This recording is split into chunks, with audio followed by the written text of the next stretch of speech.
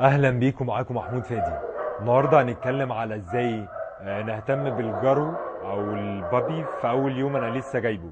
اول فتره دي الجرو بيبقى بعيد عن الاب والام وعن اخواته، فممكن الكلب يبقى متوتر شويه، يبقى خايف شويه، ممكن بيهوى كتير، ما بينيناش، الحاجات دي كلها.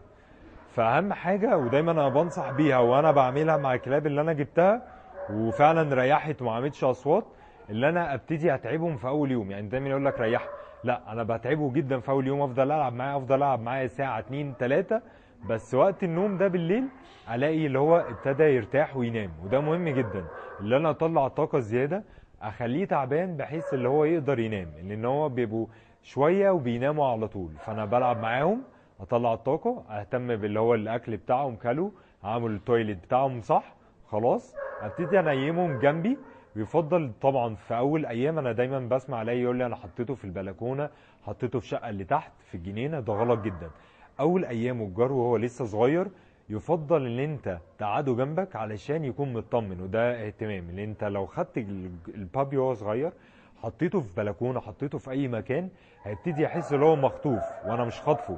انا عايز اول فتره دي احسسه بالامان باسرع وقت، بحيث ان احنا نبتدي خلاص اللي هو يبقى اجتماعي جدا، يبقى عارف العيله، نبتدي نلعب مع بعض، نبتدي ندربه، نعمل كل اللي احنا عايزينه، ونخرج معاه لو خد تطعيمات وكل الكلام ده كله.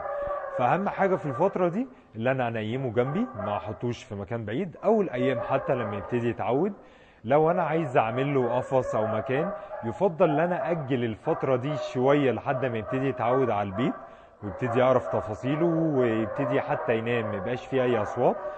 من الحاجات اللي انا دايما بعملها برضو بيكون في التدريب، اللي انا ممكن احط مثلا تريتس او اكل شويه في ازازه او اي حاجه تشغلهم، يطلعوا الطاقه، يحاولوا يجيبوها.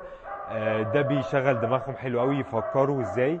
فلما كلب يقعد فيها ربع ساعه نص ساعه من كتر التفكير بيتعب وينام، بالذات في البابي وهو صغير. فاحنا ممكن نعمل الموضوع ده.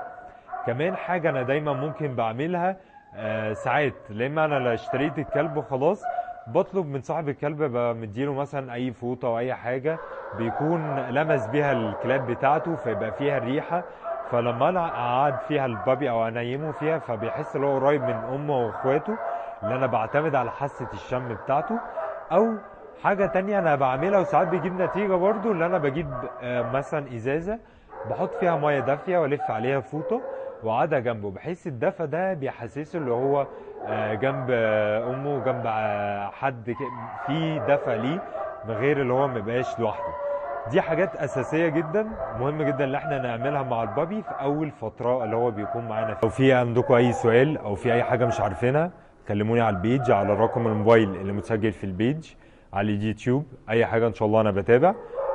ولو في اي استفسار كلموني اكيد وهرد عليكم. السلام عليكم.